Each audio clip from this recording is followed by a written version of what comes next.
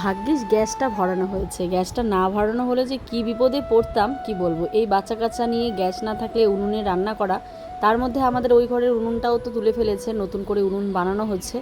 যাই হোক, গ্যাসটা হওয়াতে আমাদের অনেক সুবিধা হয়েছে। সকাল বিকালের খাবার মন চাইলেই কিছু একটা চট করে বানিয়ে ফেলতে পারি।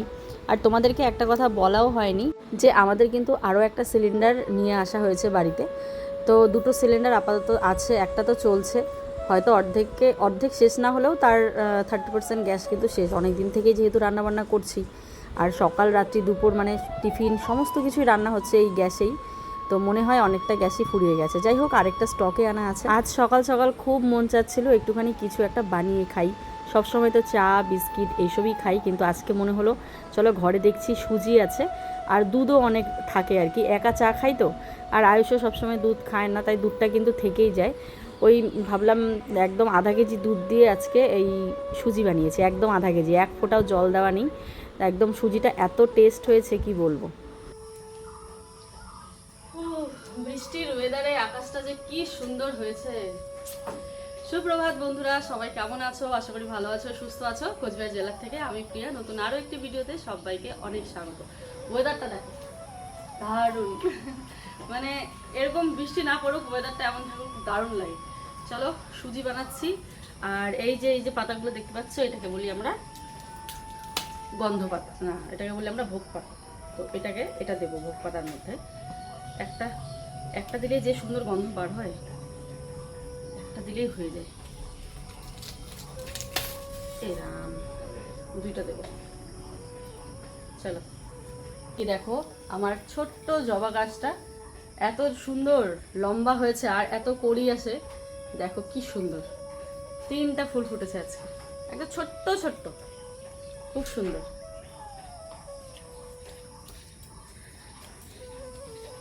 ফুলগুলো আয়ুষের মতো সুন্দর, তাই না বাবা? হ্যাঁ তো দেখো কি সুন্দর ফুলগুলো।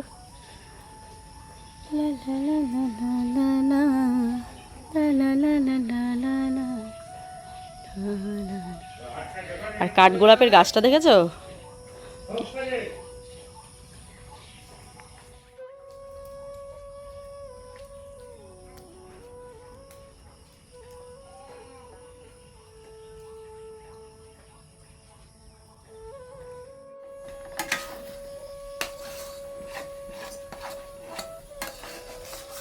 সবাই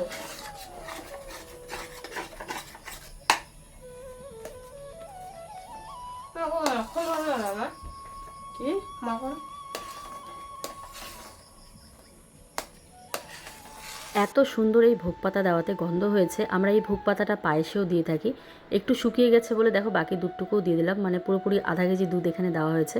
আয়ুষ বলছে মা তুমি সেমাই বানাচ্ছ? আমি মানে তখন বলতে ভুলে গেছি, পরে বলছি সেমাই না সুজি এটা। তো মানে আসলে কাজ করতে করতে কাজের চিন্তা করতে থাকি, তো তাই মানে ফট করে কেউ কিছু বললে উত্তরটা একটু লেট হয় দিতে। এটা আমার আগাগোড়াই, মানে যখন আমি কাজের ধান্দায় থাকি উত্তর মানে কি বলতো, কেউ একজন কিছু বললে আমি শুনি ঠিকই, কিন্তু অন্য কিছু ভাবতে থাকি, তো পরে মনে হলো আরে ও তো প্রশ্ন করলো, মানে আয়ুষ যেমন প্রশ্ন করলো। যাই হোক 2 মিনিট পরে হলো আমি উত্তরটা দিলাম যে সুজি। 2 মিনিট নয়, মানে কথার কথা আর কি। তো দেখো এত সুন্দর গন্ধ বেরিয়েছে সুজিটা, কি বলবো। এদিকে দেখো খুশ উঠে পড়েছে, আয়ুষ ব্রাশ করছে, ওর বাবা উঠলেও কিন্তু মানে বিছানায় থাকে কিছুক্ষণ, খুশ যতক্ষণ ঘুমিয়ে থাকে, কারণ খুশ ঘুম থেকে উঠেই কোনো আওয়াজ করে না, একদম ধ্রিম ধারাম পড়ে যায়। ঠিক আছে, এই জিনিসটার জন্য খুব ভয় লাগে, তাই যতক্ষণ ও না ওঠে আয়ুষের বাবাকে উঠতে বলি না।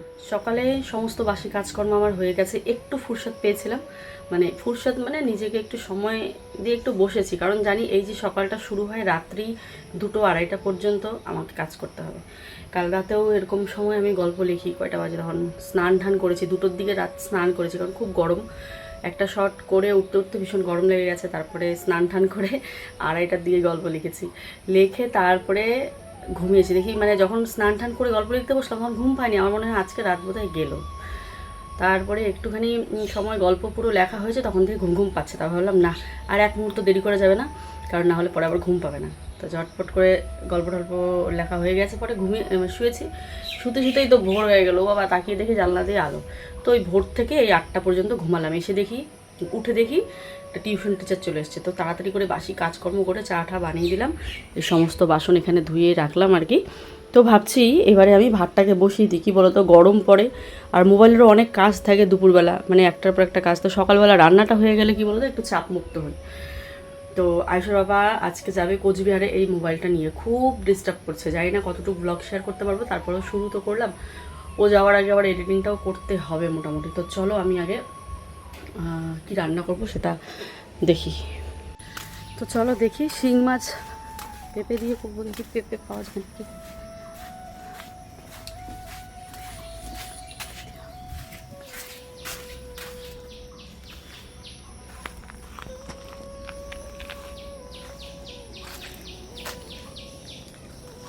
বাপরে, ওদের যে রাস্তার অবস্থা।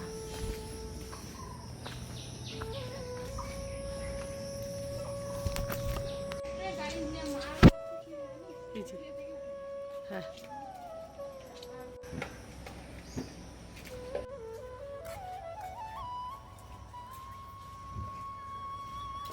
নিজের বাড়িতে কোনো ফলের গাছ না থাকলে যা হয়, খুব ইচ্ছে আছে একটা জমিতে এরকম মানে আমার অনেক অনেক ফলের গাছ লাগানোর ইচ্ছে আছে। কিন্তু ওই যে একটা প্ল্যানিং চলছে, বাইরে একটা জমি কিনতে পেরে মানে কিনে ওখানে একটা ঘর বানানোর ইচ্ছে আছে। কিন্তু ভাবি এখানে মানে দোনামোনার মধ্যে, বুঝতে পারলে এই জায়গাটা মানে আমার বাড়ির জায়গাটা যদি একটু রাস্তার পাশে থাকতো আমি জমি কেনার কথা ভাবতামই না। শ্বশুর বাবার জায়গায় মানে শ্বশুর বাবার জমিতে বাড়ি করে আছি, এর থেকে সম্মাননার কী হতে পারে বলো। এটা আমার সৌভাগ্য অনেক। কিন্তু ওই যে রাস্তার পাশে আমার একটা বাড়ি করার ইচ্ছে খুব, বলে না যুগের সাথে তাল মিলিয়ে চলতে গিয়ে। যাই হোক, এই বাড়িটাকেও সুন্দর করে সাজাবো যাতে আমরা পরবর্তীতে এখানে থাকতে পারি। কিছুতেই পারতে পারলাম না। এই যে দেখো দিদিভাই পেরে দিল আমাকে, ও নাগাল পায় না, তারপরেও দেখো কত সুন্দর করে পারছে।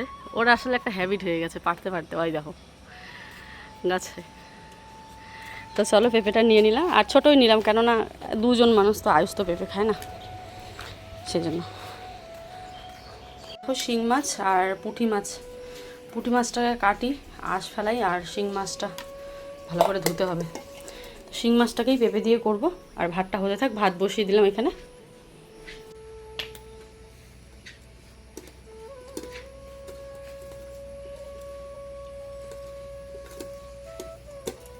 ওইদিকে পেঁপে নিয়ে এসে আসলাম, তোমরা দেখতেই পারলে। আর এখানে শিং মাগুর মাছ আমি একটা কি বলো তো, যে দাও ধার করে না, বটি বা দা যে ধার করে, যে পাথরগুলো হয়, সেই পাথরের মধ্যে আমি মাছগুলোকে ঘষে নিচ্ছি, তাহলে কালো কালো জিনিসগুলো না উঠে যাচ্ছে। অনেকে দেখেছি ভিডিওতে পেঁপের খোসা আর কি, পেঁপের খোসা দিয়ে মেখে রাখে, কিন্তু আমি ওই জিনিসটা আমি ট্রাই করেছিলাম একবার, কিন্তু আমার হয়নি, তাই আমি আর ওইটা ট্রাই করি না। সময়ও লাগে, পেঁপের খোসা দিয়ে মেখে রাখতে হয়, তা আমার হাতে তো অত সময় নেই, তাই আমি এই পাথরটার মধ্যেই ঘষে ঘষে নিচ্ছি আর কি। আর বেশ ভালোভাবে উঠেও যাচ্ছে। তো মাছগুলোকে ভালোভাবে ধুয়ে পরিষ্কার করে তারপর ওই দিয়ে কিন্তু আমি ভাতও বসিয়ে দিয়ে এসেছি। তো বন্ধুরা দেখো, মাছ ধুয়ে নিয়ে আসলাম। মোটামুটি চেষ্টা করেছি গো পরিষ্কার করার, কারণ শিং মাছ না একটু পরিষ্কার না করলে ঘৃণা লাগে। আর মোটামুটি পরিষ্কার হয়েছে, এই যে একদম কালো কুচকুচে ছিল যেগুলো, মোটামুটি পরিষ্কার করেছি। আর পেঁপে দিয়ে করব এটা, ওর বাবা খেয়ে দিয়ে যাবে, তাড়াতাড়ি বানাতে হবে। আর পুঁটি মাছটাও এই যে সুন্দর করে বেছে ধুয়ে রাখলাম। আমাদের মধ্যে মানে রাজবংশীয়দের মধ্যে পুঁটি মাছের কাঠখোলা করে, আমি সত্যি কখনো খাইনি, আর আমার গাটা ঘিনঘিন করে কেমন যেন, মানে মাছের আঁশ সহকারে সেই লবণ দিয়ে, মানে যেমন আমরা বাদাম ভাজা করি না, বাদাম ভাজা করি মানে কড়াইতে শুকনো খোলায়, এরকম করে পুঁটি মাছটাকে ওরা কাঠখোলা করে, লবণের মধ্যে মাছটাকে আঁশ সহকারে ভাজতে থাকে, পরে আঁশ উঠে যায়। ওই মাছটা খেতে খুব টেস্টি হয়। মাছটাকে অবশ্য ভালো করে ধুয়ে নিতে হবে। কিন্তু আমার এটাও করতে চেয়েছিল কালকে, যার জন্য ও আঁশ সারেনি, মানে কালকে কিন্তু ওই মাছ ভেজেছে, কিন্তু আঁশটা সারায়নি বলে আমার খুব ঘৃণা লাগছিলো। আমি বলি না বাবা, ওই কাঠখোলা খাবো না, ওই পুঁটি মাছের ভাজাই খাবো। আর তাই আমি যে আঁশগুলো এখন ছাড়িয়ে নিয়ে আসলাম, নরম হয়ে গেছে। আর শিং মাছটাকে ও ধুয়েছিল, কিন্তু ওই যে কালো কালোগুলো যায়নি, তাই আমি আবার ভালো করে ধুয়ে নিলাম। তো ভাত হয়ে গেছে। দেখো আমার আজকে স্পা হবে, কে বলবে, আমার চুল বেঁধে আমি সেই গরমে আমি থাকতেই পারছি না। মানে যে করেছে স্ট্রেটিং, সে তো নিজ্ঞাত আমাকে বকাচকা দেবে, কারণ চুল স্ট্রেট করার পর 3 দিন চুল খুলে রাখতে হয়, বেঁধে রাখতে হয় না। যাই হোক, আমার ভাত হয়ে গেছে, মাছ ধুতে এতক্ষণ লাগলো। আয়ুষের পড়াও হয়ে গেছে, স্যার এসেছিলো সকালবেলা। তো চলো, আয়ুষের এক্সাম এই যে 7 তারিখে। স্যার বলছে আয়ুষ ধীরে ধীরে অনেক ইমপ্রুভ হচ্ছে। যারা আমাকে বড় ছেলেকে পড়াও না, খালি ভিডিও করো, তোমরা কি জানো বলো তো? তোমরা অফ ক্যামেরায় থাকো, কিচ্ছু জানো না। আমার যে স্ট্রাগল, আমি যে কতটা স্ট্রাগল করছি, বললাম না, এই লড়াইটা শুধু আমার না, জীবনে দাঁড় হওয়ার লড়াই। বর্তমানে আমার ছোটো ছেলে তো এখনও ছোটো আছে, বর্তমানে আমার আর আয়ুষের দুজনের। ঠিক আছে। মানে অবশ্যই আয়ুষের বাবা আমাদের সাথ দিচ্ছে, মানে আমাদের যে একটা জায়গায় দাঁড় হওয়ার, সেখানে আমার ছেলেকে সাথে, মানে আমার তো বয়সটা কম, যদি অনেক বয়স হয়ে বিয়ে হতো তাহলে হয়তো আমি ভাবতাম যে না এখন আমার ছেলেকে দাঁড় করাতে হবে, কিন্তু এখন আমার মনে হয় এখনও পর্যন্ত আমি ঠিকঠাক জায়গাতে দাঁড় হইনি, তাই আমাকেও স্ট্রাগল করতে হবে, আমার ছেলের সাথে বড় হচ্ছে তাকেও আমাকে স্ট্রাগল করাতে হবে। তোমরা বিশ্বাস করবে না, যা আজকে স্যার বললো ওকে এক্সামের জন্য প্রিপেয়ার করছি, একদম 25-এ পরীক্ষা দিয়েছে, একদম 25 পেয়েছে, কোনো স্পেলিং মিস্টেক হয়নি, একদম মানে দারুণ। আয়ুষ যে এত তাড়াতাড়ি ইমপ্রুভ করবে, এবার আয়ুষের সামনে এত কিছু বলি না, মানে ভাবতেই পারিনি। মানে ইংরাজিতে টকিং প্লাস স্পেলিং, হ্যান্ডরাইটিং দেখলে তোমরা অবাক হয়ে যাবে, আমি তোমাদের দেখাবো। তো যাই হোক, তোমরা পাশে থাকো, আশীর্বাদ করো আমার ছেলেকে আর কি। পেঁপে কাটলে কার কার হাত চুলকায় আমাকে একটু বলো তো। আমার তো পেঁপে কাটলে ভীষণ হাত চুলকায়, জানি না কেন, তারপরেও অনেক ভয়ে ভয়ে কাটি, মানে পেঁপের যে কষটা আছে সেটাতেই হাত চুলকায়। এবারে তেল মেখে নিয়ে করলে হয়তো চুলকাবে না, কিন্তু তেল মাখার কথা আমি প্রত্যেকবার ভুলে যাই, কিন্তু কাঁঠাল যখন কাটি তখন আবার তেল মাখার কথা মনে থাকে, পেঁপে কাটার সময় আর মনে থাকে না। তো দেখো আমি আজকে অর্ধেক বানাবো আর কালকে সয়াবিন দিয়ে অর্ধেক বানাবো। আজকে আমি মাছ দিয়ে যেহেতু ঝোলটা করছি, দেখবে শিং মাছ, মাগুর মাছ, তারপরে কই মাছ, তেলাপিয়া মাছ, এগুলো না পেঁপে আলু দিয়ে ঝোল খেতে ভীষণ ভালো লাগে। আর পেঁপে দিলে তরকারিতে পেঁপের গন্ধটা যে এত সুন্দর হয়, অনেকে এটাও বলে তোমার ন্যাচারাল রান্নাবান্নাগুলো এত ভালো লাগে। তো দেখো বর্ষাকালে আমাদের খেতে অনেক রকমই শাকসবজি হয়ে আছে, কিন্তু এই জোকের ভয়ে তুলতেও যেতে পারি না। আর বাচ্চা যেহেতু আছে ছোট, যদি মানে বড় হতো তো তাও চেষ্টা করতাম একটুখানি এটা সেটা তুলে এনে তোমাদের রেসিপিগুলো শেয়ার করার, কিন্তু এখন আর সেটা হয় না আর কি। ওই তো হাতের কাছে যেইটুকু পাই, যতটুকু পারি ওইভাবেই তুলে এনে তোমাদের সামনে শেয়ার করি, আর রেসিপিও হয়ে যায় আমাদের। তো যাকে এখানে দেখো পুঁটি মাছগুলোকে আমি ভেজে নিচ্ছি, খুব বড় বড় পুঁটি মাছ ছিল, আর ডিমালা পুঁটিগুলো আর কি, খুব টেস্ট ছিল মাছগুলো। তারপরেও টাটকাটা খেলে বোধহয় আরও বেশি ভালো হতো, 2 দিন ফ্রিজে ছিল মাছটা, তারপরে খেয়েছি আর কি। তো সবজির উপর সবজি থাকলে আমার না রান্না করতে ইচ্ছে করে না, মানে বেশি সবজি রান্না করতে ইচ্ছে করে না, 1-2টো সবজি বেশি হলে আমি রেখে দিই ফ্রিজে। এখানে এখনই আচ্ছা হয়ে যাবে। এখানে যে পেঁপে আলু কেটে নিলাম, আর এই যে আম খাচ্ছি, আমটা কাঁচা বোধ হয়, মানে এমনি তো খাওয়ার সময় পাই না, তাই এই যে মাছটা ভাজা হতে হতে ভাবলাম খেয়ে দেখি। এই দেখো আবসা হওয়া শুরু হলো। একজন কমেন্ট করেছে আমি নাকি মানসিক রোগী, ঠিক আছে, আমার জায়গায় থাকো, এত কিছু সামলাও, তখন বুঝতে পারবে যে মানসিক রোগী কাকে বলে। মানসিক রোগী তো কিছুই করতে পারবে না, আমি তো সব কাজ করি।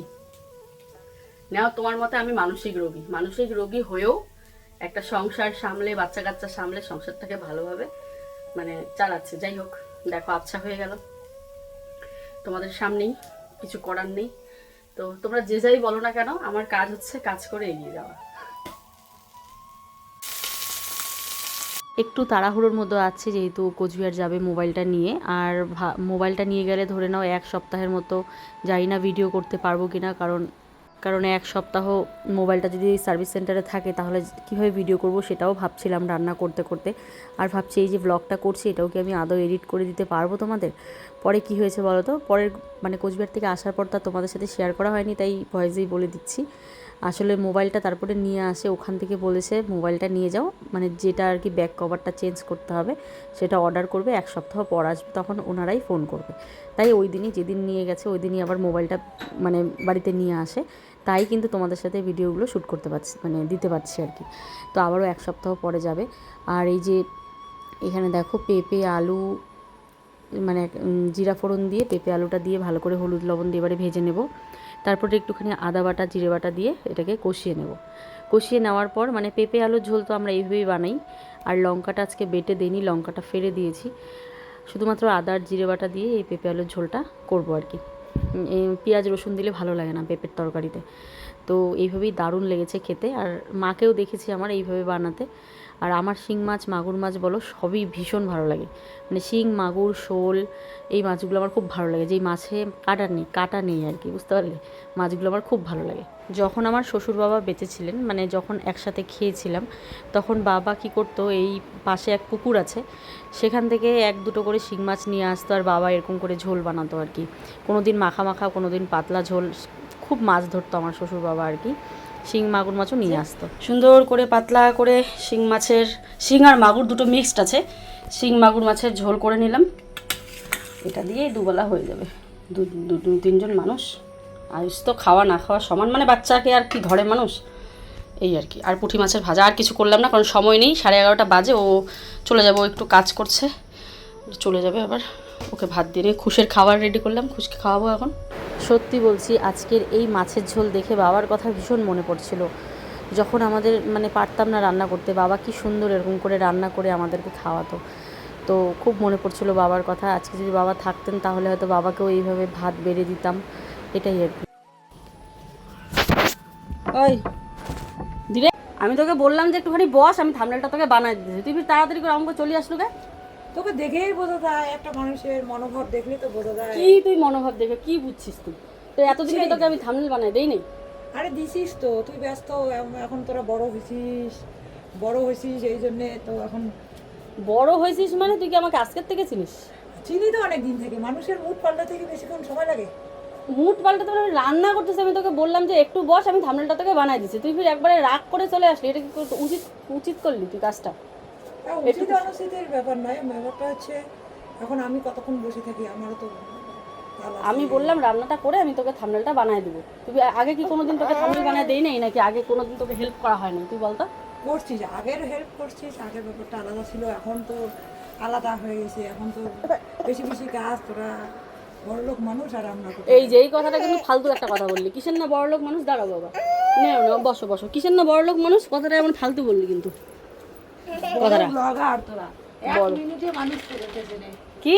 1 মিনিটে করে আমি কিন্তু ভিডিও করতেছি, আমি কিন্তু সত্যি সত্যি পোস্ট করবো, দিয়ে বস করে। আমি কিন্তু ভিডিওটা সত্যিই পোস্ট করবো কিন্তু বলে এগুলো দিলাম। ভিডিও ছাড়বি না, কারণ এগুলো সবকিছুই যদি খালি ভিডিও করিস, সব কি খালি ভিডিও তো মানুষও তো বুঝতে লাগবে, তুই বেকার পরে তুই আজকে একটা থাম্বনেল দিয়ে দিবি, ফট করে ভিডিও দিবি যে আমি থাম্বনেল মানে একটা কন্ট্রোভার্সিমূলক টাইটেল দিয়ে দিবি থাম্বনেল, পরে মানুষ তো আমাকেই দুষবে না। একটু সময় কি ধৈর্য, একটু সময়। বন্ধুরাও থাম্বনেল বানাতে গেছে, আমি বলি যে দাঁড়া আমি রান্না করতেছি, কিন্তু ও ওইটুকু সময় ওর ধৈর্য ধরলো না, ও চলে আসলো, মানে এমনভাবে আসলো যে রাগ দেখে, তাই আমি ওকে বলতে আসলাম। তো ওকে দেখেই বোঝা যাচ্ছিল যে ও থাম্বনেলটা বানানোর ইচ্ছা নাই। এটা আবার কোন কথা রে? আগে তো যখন তখন যাইতাম, যখন তখন বানাইতো, এই জন্য এখন আর যাই না। বেশি ভালোবাসলে মানুষ দুঃখ দেয়। আমি বলছি একটু বস, একটু সময় লাগবে, এইটুকু সময় কি তোর একবারে ধৈর্য ধরলোই না একদম? দেখ, অনেক ভালোবাসছি সবাইকে, ভালোবাসে খালি দুঃখই বেশি, মানে যাকেই এই যে থাম্বনেলগুলো দিবি জন্যই তো মোবাইলটাকে অন করছি। এই যে তখন তুই আমার বাড়ির থেকে আয়সা বললি কষ্টে দুঃখের এই থাম্বনেলগুলো দিবি, পরে মানুষ কিন্তু আমাকে বুঝবে। এমনিতেই মানুষ বলে যে কার্জির সাথে আমার ক্যাচার লাগছে, কার্জির সাথে ক্যাচার কাজী লাগছে। এখন যায় না, কাজী এখন একটু ব্যস্ততার মধ্যে কাটায়, তার তো মধ্যে কার্জি ব্যস্ত, আর মানুষকে কি দেখায়? কি মানুষ কেমন লাগলো? প্র্যাঙ্ক নাটক করতেই পারে না, দেখো তো কেমন। এত করে ওকে বললাম নাটকটা ভালো করে করিস, পুরো স্ক্রিপ্টেড নাটক এক্ষুনি বানালাম। করা অভ্যাস নেই, বানানো কথা আমার একদমই আসে না, ওর সাথে আমার কোনোদিনও ঝগড়া হয় নাই। এই আজকে কত বছর হলো? আমার 11 বছর চলতেছে। আমার 13 বছর হলো। যাই হোক, তোর 2 বছর কাট দে, কারণ তোর 2 বছর পরে আমি আসছি। হ্যাঁ, 11 বছর থেকে লেনদেন থেকে শুরু করে সবকিছু। 11 বছরে কি তোর সাথে আমার কোনোদিন ঝগড়া হয়েছে? এই জন্যই আমরা ঝগড়া করতে পারলাম না। এটাই তো ভালো হয় নাই, প্র্যাঙ্কটা সত্যি ভালো হয় নাই। কয়বার যে মোবাইলটাকে কাট করলাম, ভিউয়ার্সরা সবাই বুঝেই গেছে বোধহয়।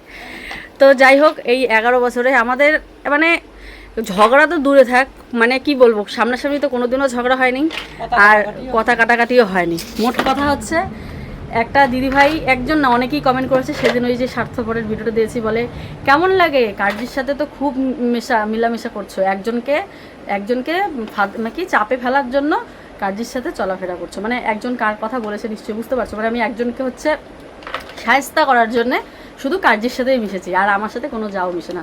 নন্দিনীর মাও মেশে না, পমির মাও মেশে না, গুদুর মাও মেশে না, আর কি আছে রে, মৌ মেশে না, তারপরে বোনের মাও মেশে না, আর কেউ মেশে না, বুঝতে পারলে? আরে সেদিনকে তো আমি বাড়িতেই ছিলাম না, আমি ষষ্ঠীতে গেছিলাম না তো ওই ভিডিওর সময়। তো যাই হোক, একজন আন্টি উনি আমাকে কমেন্ট করেছে, আমি রিপ্লাই দিয়েছি ভিডিওতে, তোমাদেরকে এর মানে আমি জবাবটা দিব। তো ধরেই নিয়েছে আমার দিদিভাইয়ের সাথে ঝামেলা। আসলে ও ব্যস্ত থাকে, আমি তো ব্যস্ত থাকি। তো দাদা দোকান করার পরে আমি হ্যাঁ, কেউ কারো বাড়ি খুব একটা যাওয়াই হচ্ছে না, আর যদিও হয় ভিডিও অন হয় না। আসি মনের 2-1টা গল্প বলতে, ওই আধা ঘন্টা যে কীভাবে কেটে যায়, রাত্রিবেলা করে আসি আমি। তো এইবারে তোমরা যে এরকম করো, এটা নিয়ে কিন্তু কন্ট্রোভার্সিও শুরু হয়ে যায়, কন্ট্রোভার্সি উল্টাপাল্টা মন্তব্য করে, প্লাস ভিউয়ার্সরা এসে মন্তব্য করে। আমি তো এগুলো মানে সহ্য করতে পারি, আবার এরা আবার শুনলে এদের আবার খারাপ লাগে, যে কী ব্যাপার। তাই আমি ভাবলাম না, এটাকে চলো একটা প্র্যাঙ্ক করা যাক, যে কার্যের সাথে আমার ঝামেলা হলো। তো যাই হোক, কেমন লাগলো ভিডিওটা কমেন্টে জানিও। প্র্যাঙ্ক করতে পারিনি, ঝগড়াই কেউই করতে পারলাম না।